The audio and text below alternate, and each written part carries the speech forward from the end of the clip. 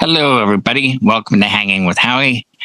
And before we introduce everybody, we want to acknowledge a longtime sponsor, DJ Event Planner. So www.djeventplanner.com, and you can see that and the rest of them right down below. They'll be highlighted in blue when this is published. And now we're going to go. We've got Buddy. Thank you for being here, Buddy. And as always, we've got Brian and Jay and my road dog. Oh, hey. It's John Colley. Hey, how are you? And we have with us Eric this week. So I always ask, people to, if they make it to the end of the show, to leave comments, if you're on topics you want us to cover. So this one is a couple of paragraphs. So let me get my reading glasses on. And it is, how do you field incoming leads? Checking for legitimacy, determine if the gig is a good fit for you, declining the gig in the best way possible when it's not for you. And then, how do you detect spam when it's not obvious, and etc. So for the newcomers or the people starting out, I think this is a worthwhile topic to chase after. Look for the English would be my very first thing. I thought the same thing. Broken English is a definite red flag. Well, if the noun comes before the verb, then or there's missing, pieces. Or if they ask, "Do you take credit cards?" in the very first inquiry, that's a huge red flag. Yeah, I am looking for you to do service. Yes. Wait, what? The other big line is, I will like to know. Yeah. I will like to know. Yeah. I think also the phrase, I'm having an event in the town near you. What town do you live in? That whole entire questioning there is another big red flag. But you know what town better. I got one a little while ago and I knew it was spam.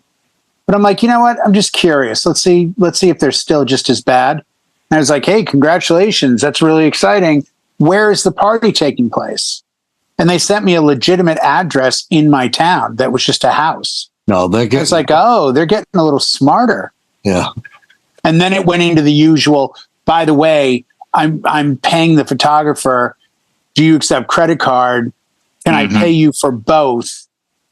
And you will pay them by check and blah, blah, blah, blah, blah. I'm like, right. Yeah. The old check scam. I think just by responding to all inquiries, if you can legitimize that it's a real inquiry, if they say, hi, I'm getting married at the Hilton in San Diego on this date, how much is your fee? You can at least respond, hey, congratulations, that's a beautiful hotel.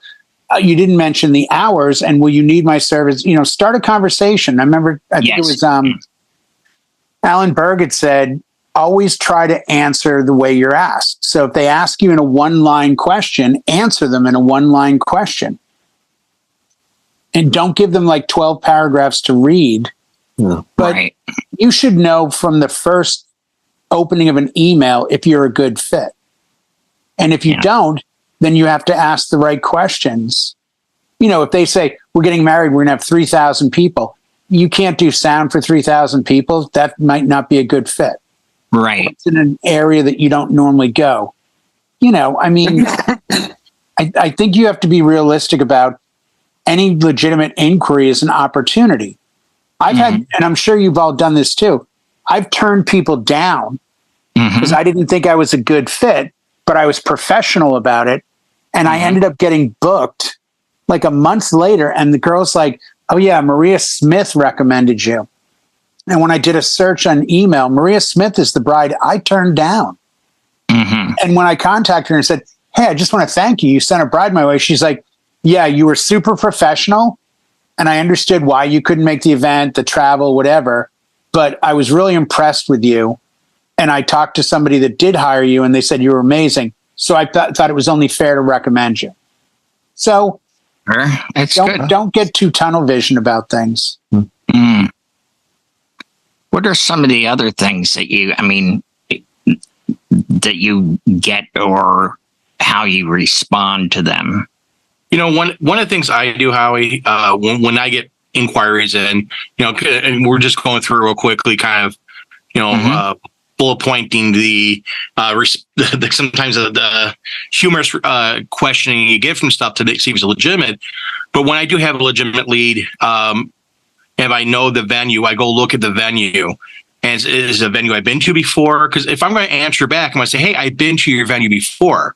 So he knows, and they know, myself, my wife know, they've been there. They understand all the things I got to do for it. So for some, if I have not been to a venue, I'm always up front with a customer, but I also do some research on it too.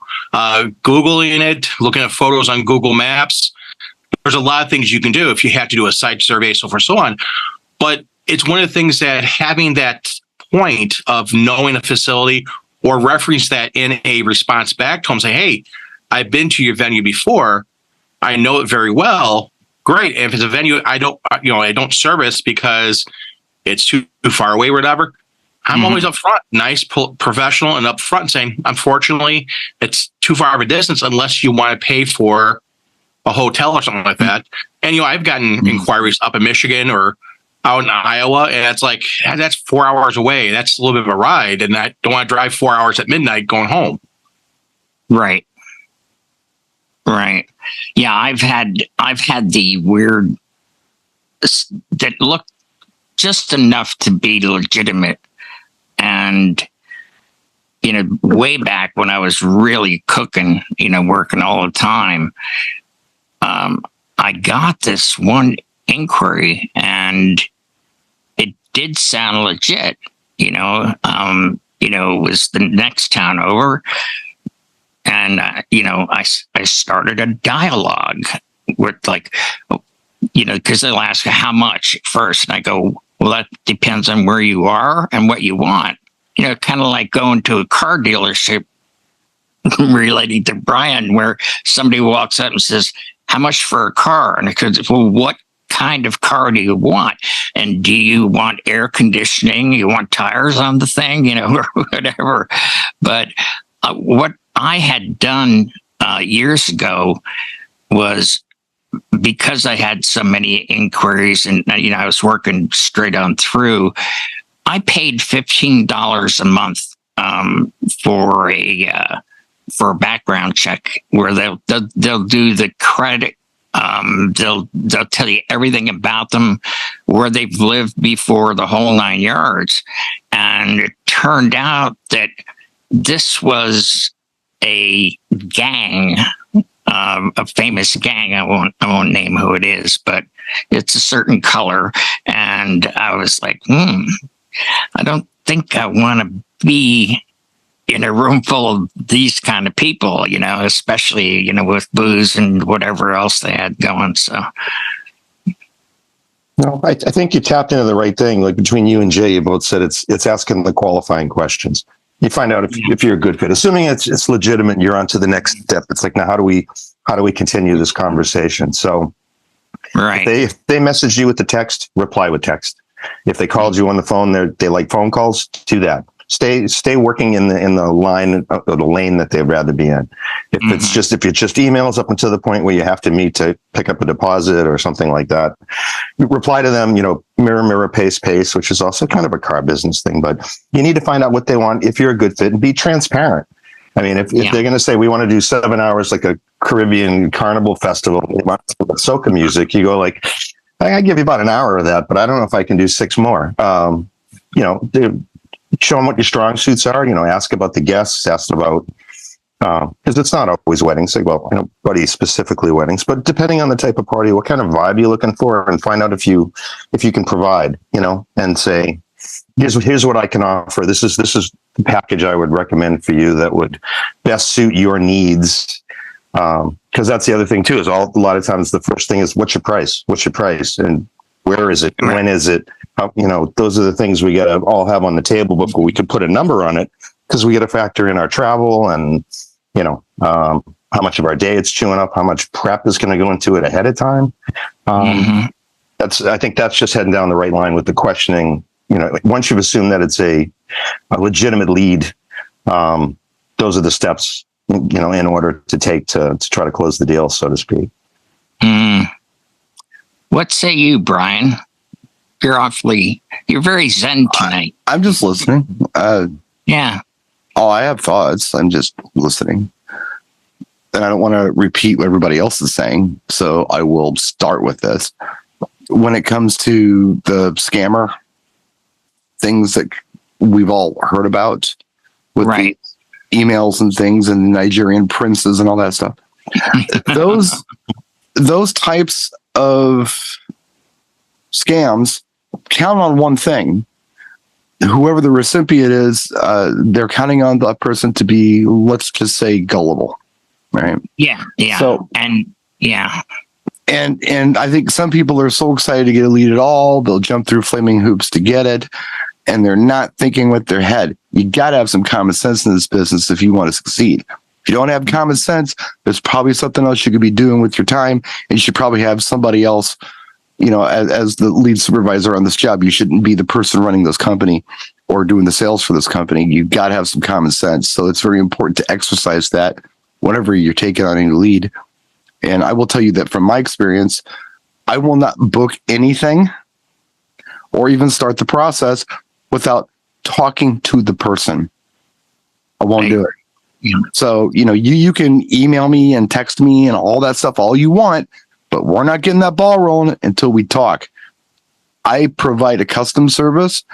I'm very personable, and that's just how I roll. If you don't want to work with me like that, then we don't need to be working together.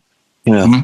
If it's going to be this cold thing where it's just emails and texts, and I know a lot of people like it, but I don't roll like that. I don't care how much they like it. Want to do business with me? You're going to talk to me. If you can't even take the time to call me on the phone, we can't do business. And when you get that, you got caller ID. Does it look goofy? Is it, what's going on here? So you use your head with that. That's the first thing I'll say. And the second thing I'll say is, as far as, the jobs, turning down a job for whatever reason, have a good one. Have a good reason to do it and be honest about it. There are jobs that I've been offered where, and I know Jay has done them as well, and several of you have. I've done stuff like quinceañeras, which, for those of you who don't know, is a 15th birthday party, kind of debutante ball in Latin cultures. And they're usually more convoluted than a freaking wedding reception. There's a lot to them. And I know how they work, and I can do them. But I'm not the best guy to do it. I've got other people say, you know what? In all fairness, if you're looking to do a quinceañera, you should talk to this DJ or that DJ that I know. They're fluent in Spanish. Mi español is no bueno. So I'm not your dude. I'm going to do it in English. And you're going to have to write all your requests down because I'm not going to understand your dialect. I'll have the music, and I know the music, but yeah, we're going to have some communication problems. Essentially, if you've got a heavy, a Spanish-speaking only crowd who are making requests and things. And so maybe I'm not the best person for the job. Can I do it? Sure. But maybe there's somebody else who might be better for you. So I think it's important, and it's hard to do. Your ego won't let you do it a lot, but I think it's important to know what your strengths and weaknesses are. And if you are just not prepared for a job, or if you're just feel like, you can be honest with yourself and say, you know what, I'm really not qualified to do this for whatever reason. Tell them. Just tell them, hey, I'm not the guy for the job. Yeah, I said, I'm sorry. I don't know your culture, and hey, here's somebody else you can call, and I'll this pass. Person could probably be a much better choice for you. Yeah, to be honest, this is being very forthcoming with you. Could I do it? Yeah. Would I be serving you well? That's questionable. I think this person would serve you better. So there are better ways to sometimes get out of a job other than just say, nah, I got to say no to this one. There are better ways to say it, I think. Again, it's tact, it's common sense. Right. I think that's very important in what we do. Well, obviously, you know. it worked for Jay because the one he turned down, he got another one out of it. So, Sure. He did it right. yeah, he absolutely did. So, well, I think, we covered everything on this guy's request. So, does anybody have anything else they want to talk about? I will. Every time I get a cold lead from my website, and usually it is, very cold. Like, hey, we're getting married. Let's just say October 31st, right? Are you open? Or are you available? I'll always respond with 3 questions. Where is the venue? What times am I needed? And how many guests? Those 2 questions are going to determine whether I'm the right guy for the job or not. And one, the venue, which we've discussed in prior shows, if there's stairs and, no elevators. And I passed a few off to John over there that, but we won't. That's just because they're far away. Though. There wasn't any stairs, but it was a 2-hour drive. Yeah. But like, if let's just say it is a venue that that, okay, I don't want to go back to that venue, right? We've all had this. And this is going to help you determine. And also, like Jay said, 3,000 people. Well, all right, I'm out. I'm not, I don't have the equipment to, supply for a concert type deal, And I mean, these are the things that you got to determine whether it's the right job for you. And that's all I'm trying to. I think everybody touched on this anyway, but I just wanted to my 2 cents in anyway. Yeah. Howie, one other thing to think about as well is if there's an event, like, again, I just do weddings. And if someone contacts me for a birthday party like that, I need another person to send it to. And that's having people and friends that you can rely on, kind of like what Brian said earlier. He can do quinceañeras, but he's not a quinceañera expert. If someone's wants heavy Spanish speaking person or something like that, he can say some things in Spanish and phrases and understand stuff. But for full-on conversations, Brian, I don't think he's that fluent in Spanish. So I send it to Buddy, who can't even say the word. I don't think he's, again, it's just one of the things that, it's just one of the things that having someone who you can turn to and ask for help, I think it's an important thing. It is. Networking, within your area is very important. Yeah. Buddy's got me for stuff. I would say probably north of O'Hare. It's probably, and there's a lot of DJs who are like that. They do with south of O'Hare, but they don't deal with north of O'Hare. So I could take north of O'Hare stuff from a couple different DJs that I know down there.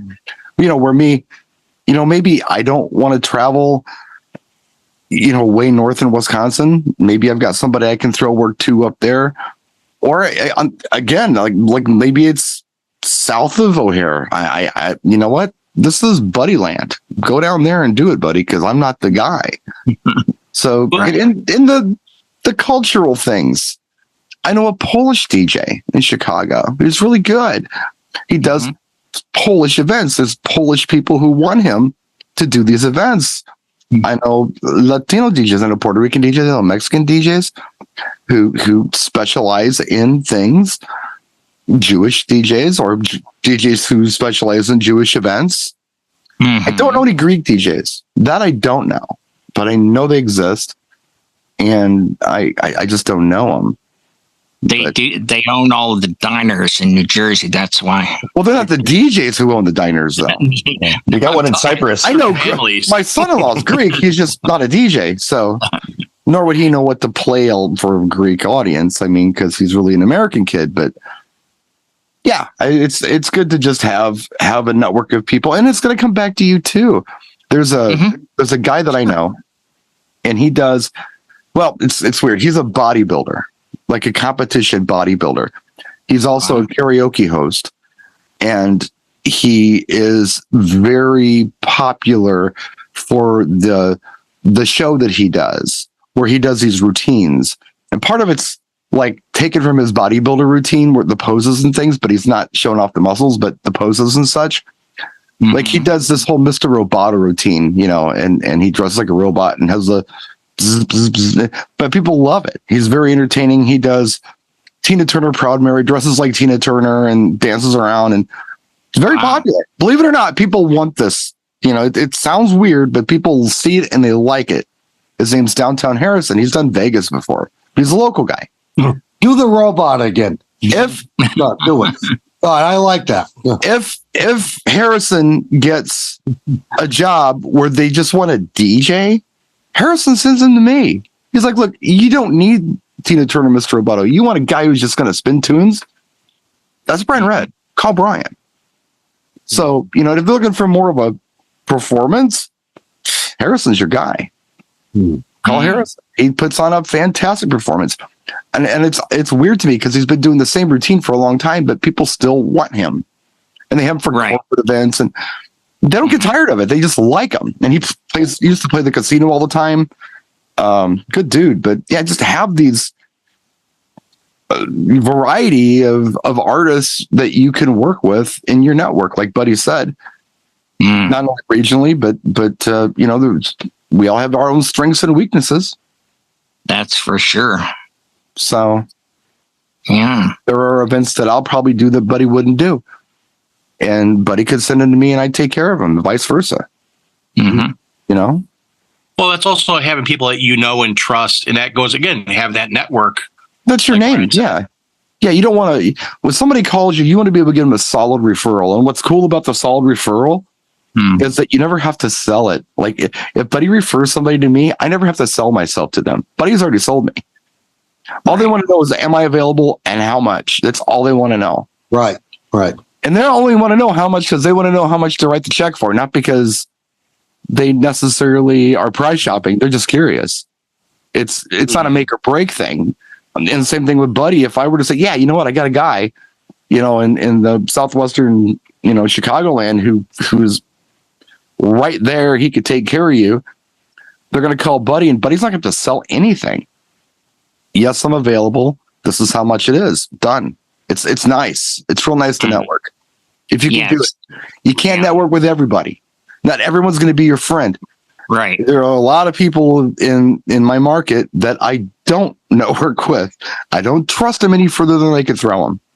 There are good people that I trust and I consider friends. And a lot of people might disagree with me on this, but I think it's important to be friends with the people you network with.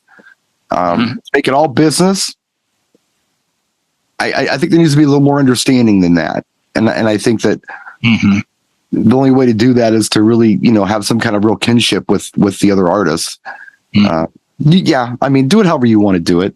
But I consider the people that I network with friends, and we take care of each other. And I don't really mess with those who just want to do business. I don't ever feel like that ever has any kind of positive outcome in the end through my experience. Yeah. Many may disagree with me, but that's just my feeling on it. I don't know. I'm with you on that. I would feel more comfortable, being, real friends with these other guys. Yeah, it's a trust thing. Like you said, a solid, there's in this area, there's a bunch of guys that are still running, like halogen lamps and, big speakers with the racks and, the amplifiers. And it's like, dude, there's 75 people wedding. You don't need, but that's their almost like a hobby DJ. Like, hey, wow. Hey, I got a quick couple $100 coming my way, kind of thing. So sure. Well, that's old school stuff too, but I don't know. I'm careful with. I've just been burned too many times when I've tried to reach out, and what happens most of the time is with a lot of these folks, it starts out as a business relationship, but it quickly becomes a friendship, and so it's not like they have to be my friends before I work with them, but they become friends after I work with them and it's successful. That's if that makes sense to you. Oh yeah. Off the top of my head, art. I didn't know art from anybody. Art and I started Wavy. working with Art. Well, Wavy, I knew. I mean, Wavy, we worked together at the same company, so I knew Wavy.